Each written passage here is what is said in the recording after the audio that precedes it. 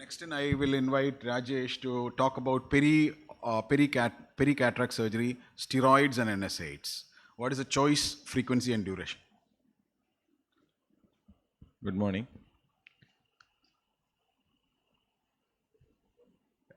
As you know, cataract surgery is one of the most performed elective surgical procedure, and surgical methods, improved surgical methods, and has significantly decreased the complication and increased patients and surgeons' expectations. And cataract surgery induces surgical inflammatory response, and post-operative uncontrolled inflammation can lead to complications such as corneal edema, IOP spikes, and systemic macular edema and posterior capsular opacification.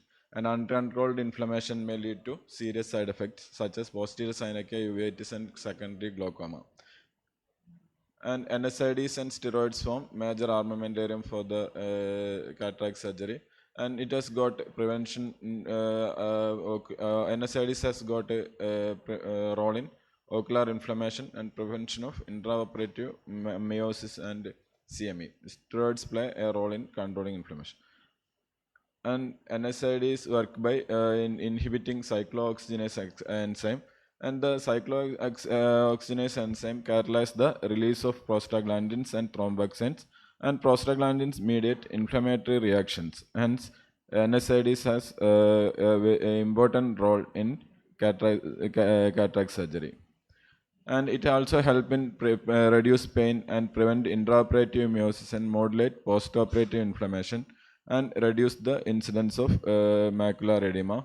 And studies show that when it is used with steroids or alone, when NSAIDs are used alone, also rate of CME is less. And depends on the risk of the patients. Post-operative topical analysis do not significantly improve the post-operative best corrected visual acuity, reduce the rates of CME, or improve patient-related quality of vision compared with placebo. But NSAIDs significantly reduce the rate of CME and improve best corrected visual acuity, and also central macular thickening also in diabetic patients without retinopathy. However, the data regarding benefits of NSAID use in diabetic retinopathy is a conflicting data. Post-operative NSAIDs play a role in post-operative inflammation.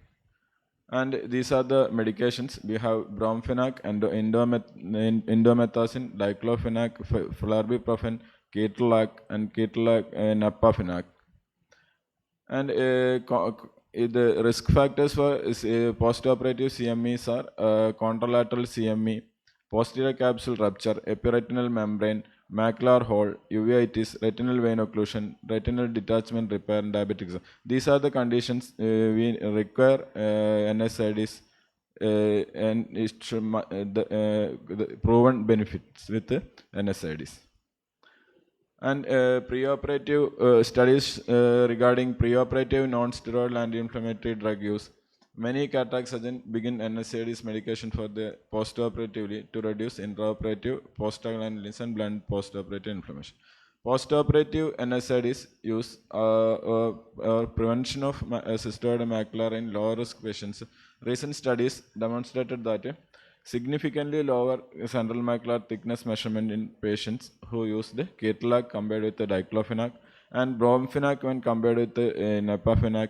Equivalent postoperative measurement for ketorolac and napafenac. And no studies demonstrated superior postoperative best corrected visual acuity or reduction in incidence of CME in patients with low preoperative risk. According to preferred practice of American ophthalmology, the perioperative prophylactic NSAIDs for prevention has been advocated for high-risk patients. However, there is no level 1 evidence for this. Patients with a diabetic retinopathy, NSAIDs, however, did not show significant reduction. And Hence, the suggestion is ketorolac. We can start 3 days prior for ketorolac or flurbiprofen, and napafinac for 8 weeks, or bromfenac. And complications are burning and conjunctival hyperemia, keratopathy, corneal melts, severe allergic reaction, and cross reactivity. And next is steroid and anti-inflammatory action, non-specific occurring, whether etiology or allergic or infections, and reduce histamine. This is the mode of action. And side effects are ocular hypertension, retardation of epithelial healing, keratitis, corneal thinning, scleral thinning, mydriasis, ptosis, and transient ocular discomfort. And these are the medications available in prednisolone acetate, prednisolone sodium phosphate, dexamethasone, and dexamethasone sodium phosphate, fluorometholone acetate. And prednisolone 1% has greatest efficacy and has greater but has got a greater chance of IOP rise. And dexamethasone is also a potent steroid, but it is resistant to metabolism after penetration of aqueous humor. Hence, there is a chance of increased IOP, and fluorometholone is relatively weaker.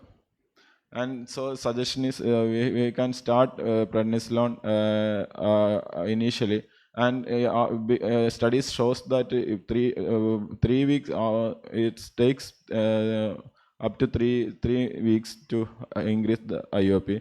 So we should start tapering by 3 weeks. Thank you.